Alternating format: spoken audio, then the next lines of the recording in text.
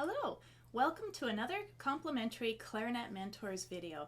I'm Michelle Anderson, and today I'm going to give you some pointers on how to make your very highest notes work more easily for you.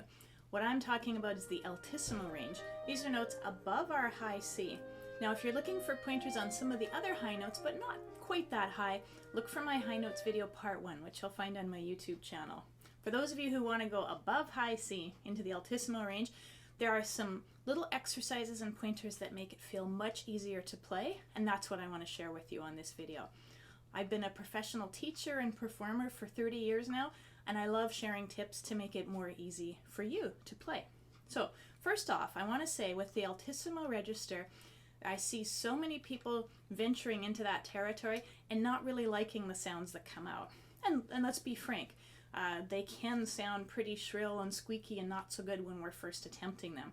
Our body's natural reaction is to kind of go and back off. We cringe away from them. Now, unfortunately, backing off physically makes it harder to play because what we do is we kind of limit our air, we blow more softly, we're very tentative and cautious, the reed doesn't vibrate fully, and it makes the notes harder to play. So what I want to encourage you to do today, if you're trying out the exercises that I'm showing you, is go at it with full air. Like any note on the clarinet, the altissimo register needs very fast air support to allow the reed to vibrate really quickly. Now there are some other tricks that make it work more easily, and I'm going to share some of those with you.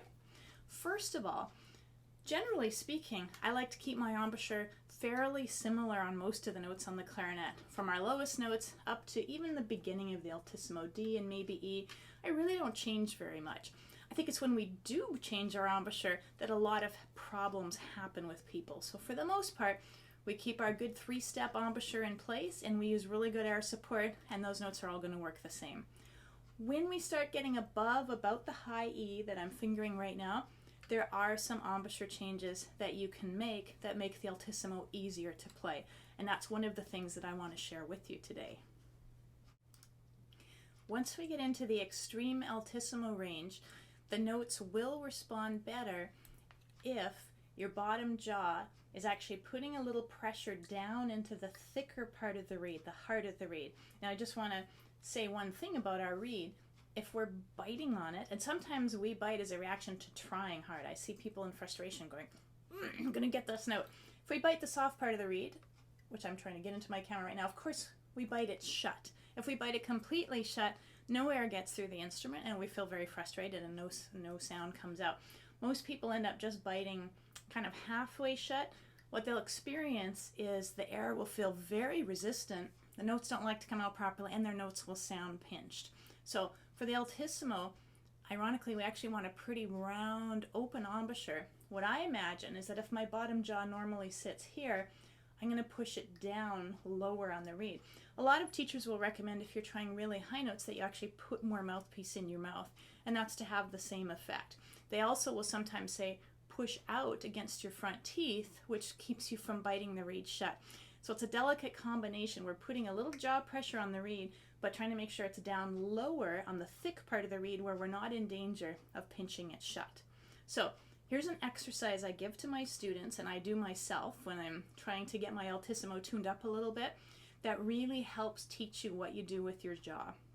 And this exercise will probably feel challenging at first. A lot of times people are only able to do it to a small degree, but I find with a bit of experimentation, they usually get improvements pretty quickly on it. So what I'm going to do is finger my low C, just my thumb and first 3 notes, one of your easiest notes. And I'm going to experiment with my jaw to exaggerate it. It's as if I'm doing this with it. You saw me just open it up and push down against the reed. That's what I'm going to be doing. What I'm going to try and do is, while fingering low C, I'm going to see how many higher notes I can get. When we squeak, we're actually playing overtones, we're actually playing the altissimo. So I'm going to consciously squeak. But in the way that I do it, I'm going to be trying to get a series of different notes. So all of this is just an embouchure change. Keeping my corners very round, and I'm concentrating on my bottom jaw moving a little bit down the reed. So what I should hear is a sound like a low C without hitting the register key. The next note I can get will be like the high G that I would hit if I did have the register key. Now that one's actually a tricky one to hit. You might find that you skip right over that one to the third one, which is a lot like our high E above the staff. Now they won't be totally in tune, but it gives your mouth a feel for it. And then we go on above that. So here's what the exercise is. I'm just fingering a low C. I'm not changing my fingers in any way.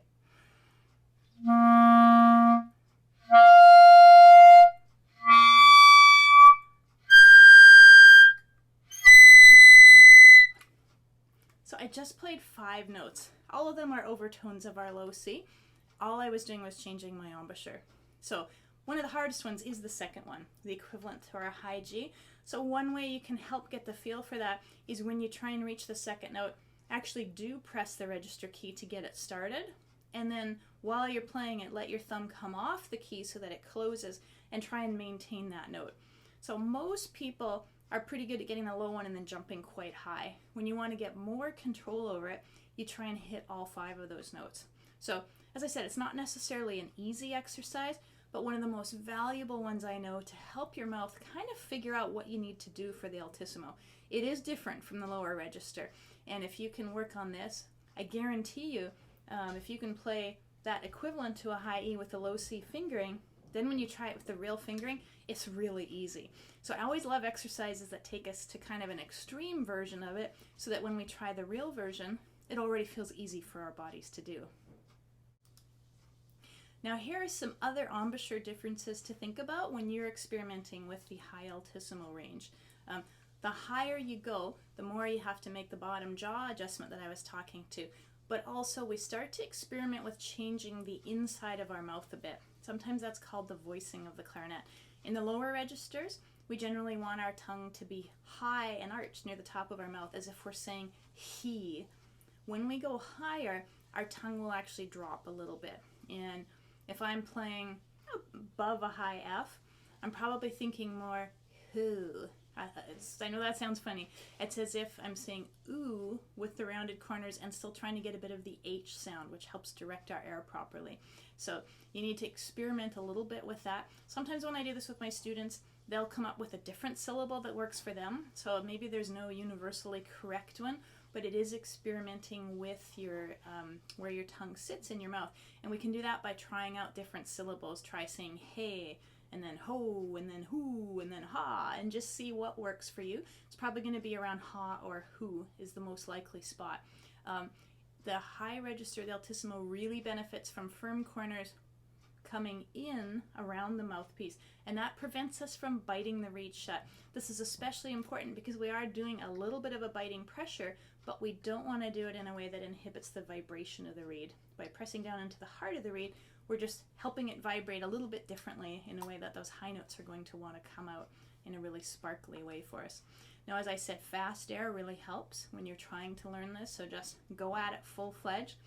And the other thing I would say can make a big difference is fingerings. So most fingering charts have pretty standard fingerings up to about high F and maybe F sharp. Above that, certainly starting with the high G, where a really common fingering is middle finger on top, 1 and 2 on the bottom, there are many, many fingerings available. And if I'm going much higher, say I'm playing a piece with a high B or a high C that's an octave above the ones that sit above the staff, then I'm going to experiment with different fingerings. And sometimes it's to find the fingering that works in combination with the other notes around it. Sometimes it's just to find one that's really resonant and works well. So I have a source to recommend to you. I use it a lot. I'm going to hold it up here so you can see it. This is called Clarinet Fingerings, A Comprehensive Guide for the Performer and Educator by Thomas Ridenour. It's a fantastic book. Anytime I'm working with a student and they have extreme altissimo, we pull it out. So not to reveal his copyrighted secrets, but for example, if we're doing a high A, there's like 8 fingerings here. The A sharp, there's 16 different fingerings. Now, sometimes I find a fingering in this book that works great for my instrument. Sometimes I end up making up my own. That's very common. I'll make up my own, but one of these fingerings will be really close to what I want, and then I'll just experiment with, if the fingering's a bit flat, I'll try adding some other keys. This key here with a lot of fingerings will just boost the pitch a bit. Certainly your sliver key here on the right hand. Sometimes this key. Sometimes I'll experiment with half holing, so having a finger halfway on this top hole will bring the pitch up or down. And a lot of times I'm inventing my own fingerings up there. But that's a resource I'd recommend you have because it's such a wealth of information to give you fingerings to start with. So if you've enjoyed this video, I do have a newsletter that comes out from the Clarinet Mentors community. If you join in, you'll get videos like this and articles every 2 weeks. You'll also be notified when new videos get posted. And you can sign up for that at www.learnclarinetnow.com. Hope you've enjoyed it, and I hope this helps you out. Please post comments if you're looking at this on YouTube or Facebook. And if you have questions, I'll do my best to answer them for you. Thanks a lot.